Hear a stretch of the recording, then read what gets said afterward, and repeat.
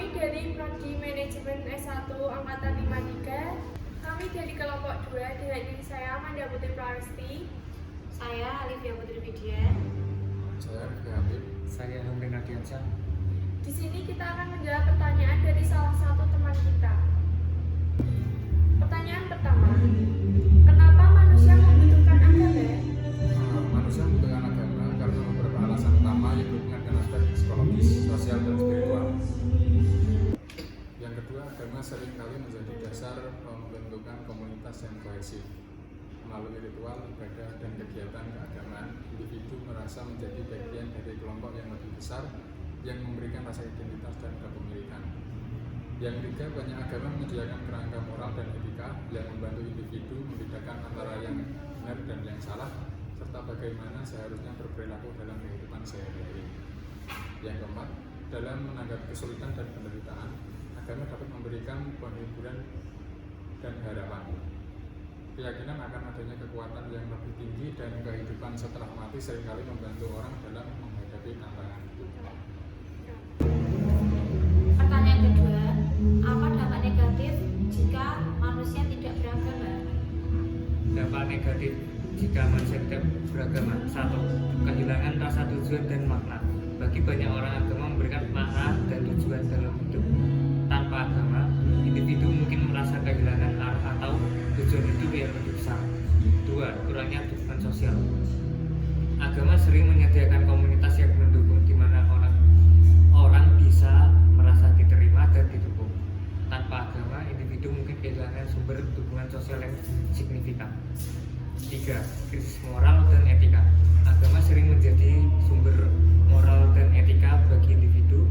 Tanpa agama, beberapa orang mungkin merasa kesulitan menemukan landasan moral dan etika yang kuat. 4. Pengurangan penghiburan dan harapan.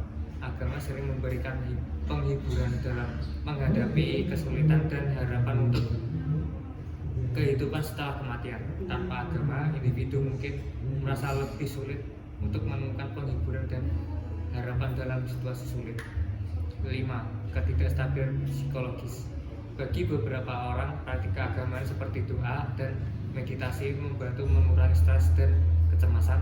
Tanpa agama, mereka mungkin kehilangan mekanisme penanganan penting ini. Namun penting juga menyadari bahwa tidak semua orang merasakan dampak negatif dari tidak beragama. Banyak orang menemukan sumber makna, komunitas, moral, dan dukungan dari sumber lain seperti filsafat, humanisme, sekuler, komunitas sosial, dan keluarga.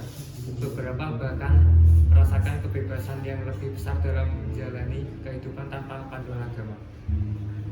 Dampak dari tidak beragama sangat bergantung pada individu dan konteks sosial serta budaya di mana mereka hidup. Pertanyaan yang ketiga, apa yang terjadi ketika manusia tidak percaya terhadap agama? Ketika seseorang tidak percaya terhadap agama, beberapa hal ini bisa terjadi tergantung pada konteks pribadi sosial mereka. 1. Nilai dan mayoritas pribadi.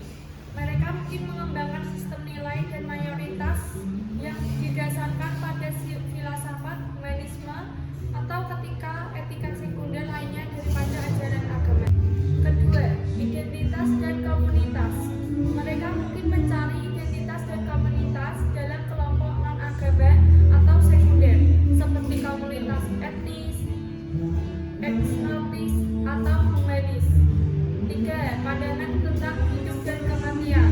Pandangan mereka tentang asal-usul kehidupan, tujuan hidup, dan apa yang terjadi setelah kematian mungkin berbeda dari pandangan agama. Mereka mungkin mengadopsi pandangan ilmiah atau filosofis. Pertanyaan keempat, apa yang dimaksud fanatisme dan ekstremisme dalam permasalahan fitrah manusia? Fanatisme dan ekstremisme adalah dua istilah yang sering dibahas dalam konteks perilaku manusia, khususnya terkait dengan keyakinan, ideologi, dan agama. Berikut adalah penjelasan masing-masing dalam konteks fitrah manusia. Fanatisme merujuk pada keterikatan yang berlebihan atau tidak rasional terhadap suatu keyakinan, ideologi, atau agama. Seorang fanatik biasanya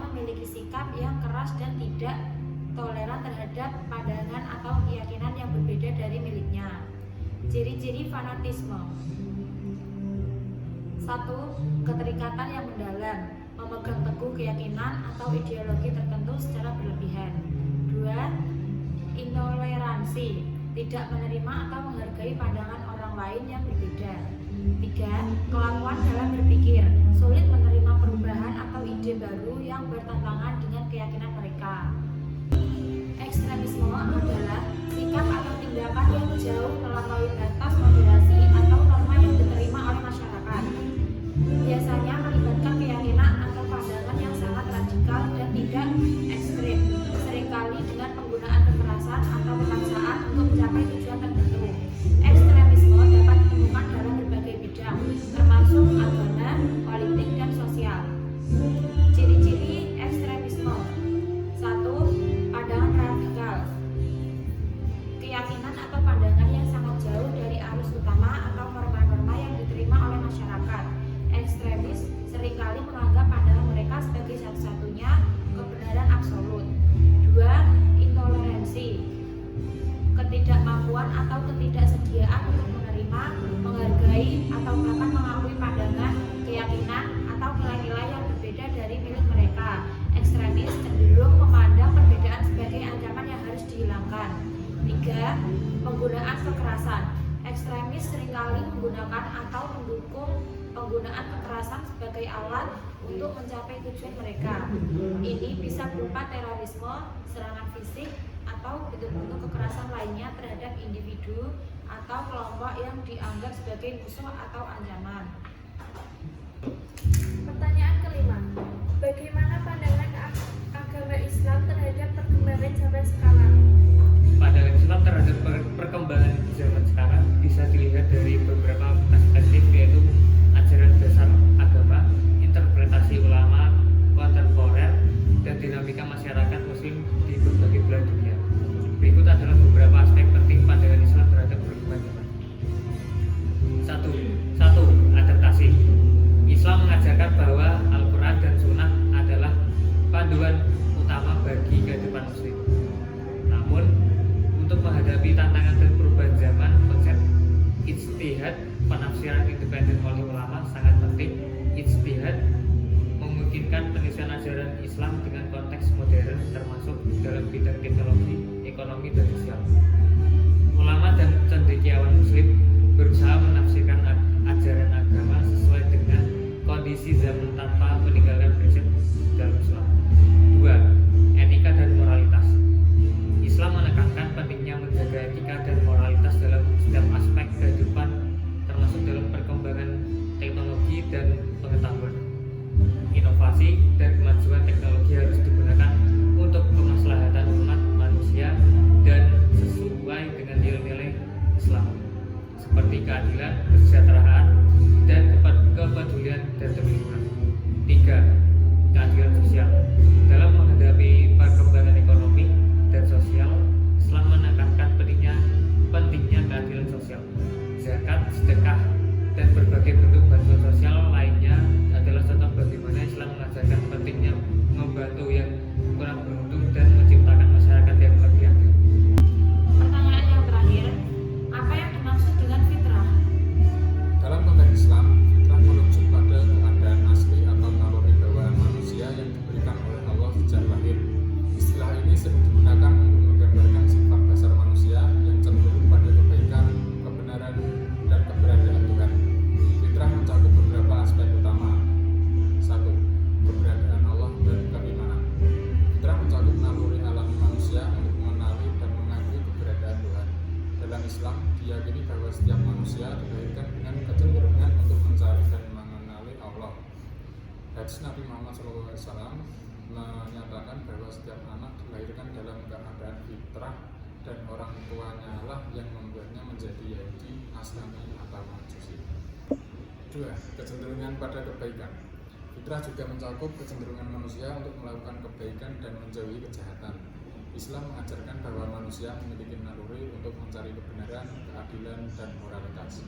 Pendidikan, lingkungan, dan pengalaman hidup kemudian mempengaruhi apakah seseorang mempertahankan atau mengabaikan kecenderungan ini. 3. Kesucian dan kebaikan hati. Manusia dilahirkan dengan hati yang suci, Terima kasih untuk dosen pengaku Bapak Dr. Haji Amin Nurbaidi, SAG MPDI, dan teman-teman yang sudah memberi pertanyaan yang telah kami jawab, dan terima kasih juga atas perhatiannya. Wassalamualaikum warahmatullahi wabarakatuh.